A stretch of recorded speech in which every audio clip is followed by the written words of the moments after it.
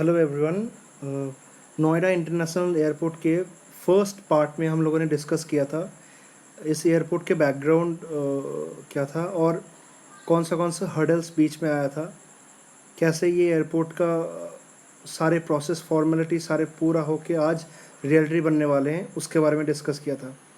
आज second part में हम लोग बात करेंगे इनका फ्यूचर प्लानिंग क्या क्या है, कैसे इन टोटल प्रोजेक्ट को एग्जीक्यूट किया जाएगा, पैसा कहाँ से आएगा और इन एयरपोर्ट के वजह से पूरे क्षेत्र में क्या क्या बेनिफिट उत्तर प्रदेश गवर्नमेंट या दिल्ली के लोगों को मिल पाएंगे।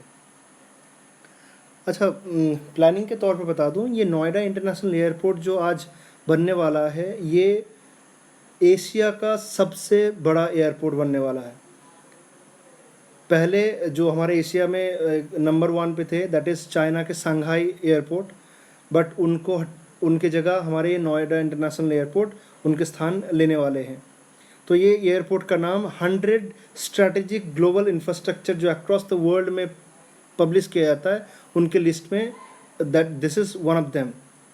Basically 1334 Hector of land already acquire हो चुका है। वो आपका रोही, परोही, किशोरपुर, दयानाथपुर, रनहेरा एंड बनवारी ये जेवर तहसील के अंदर आते हैं सारे। बेसिकली यूपी एंड यूगोस्लोविया ये दोनों आपका जो एविएशंस है ये CGLA के लिस्ट में है। बेसिकली CGLA करते क्या हैं, जो अक्रॉस ग्लोब में जितना भी बड़े बड़े इंफ्रास्ट्रक्चर प्रोजेक्ट होता है उनका एक लिस्ट बनाते हैं और उन लिस्ट का 100 टॉप नाम से सिलेक्ट किया जाता है। तो एविएशंस के हिसाब से जो दो कंट्री का इंडिया एंड यूगोस्लोविया इन दोनों कंट्री के अंदर हमारे नोएडा इंटरनेशनल एयरपोर्ट उनके अंदर अंतर्गत हो चुका है। ये बहुत बड़ी बात है अपने आप के लिए।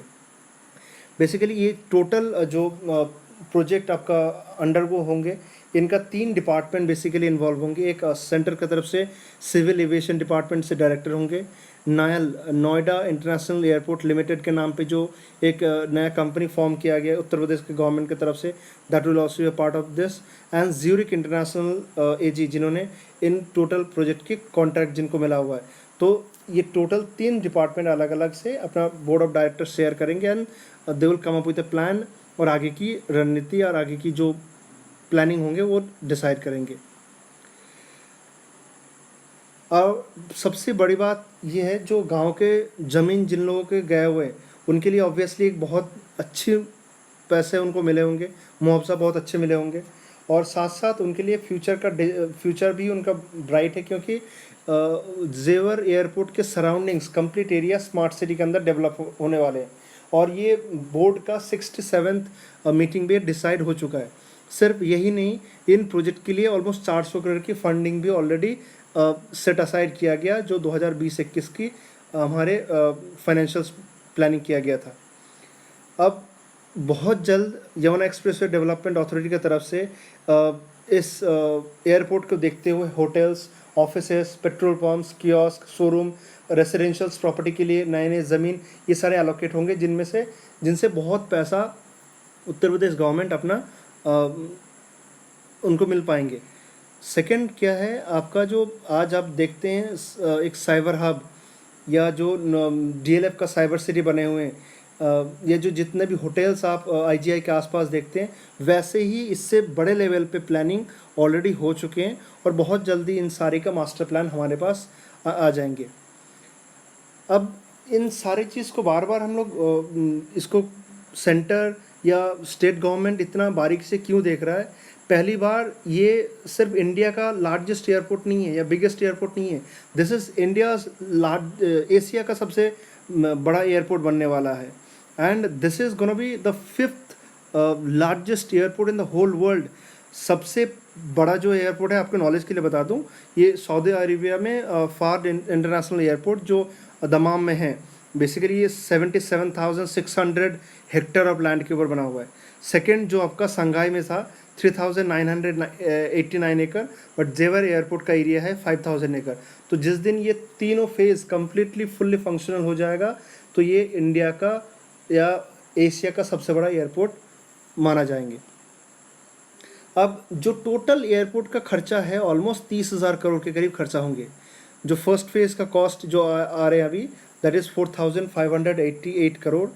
और ये 2020-21 फाइनेंशियल्स के लिए इन 4,588 करोड़ में से 3,889.48 करोड़ रुपीज़ ऑलरेडी एलोकेट कर चुके हैं। ये पैसा बेसिकली लैंड एक्विजिशंस और डेवलपमेंट वर्क, क्योंकि बहुत सारे ये स्मार्ट सिटी की बात करें, ये सारे डेवलपमेंट वर्क भी इसके अंदर आते हैं, प्लस मल्टी मॉडल कनेक्टिविटी, जो कनेक्टिविटी की बात मैंने मेट्रो की तरफ बताया, प्लस एक जो डेडिकेटेड 90 किलोमीटर का पैच IGI से लेके डायरेक्टली आपका यमुना जेवर एयरपोर्ट तक करने की प्लान कर रहे हैं, दैट इज़ ऑल्सो भी इंक्लूडेड इन दिस पार्ट।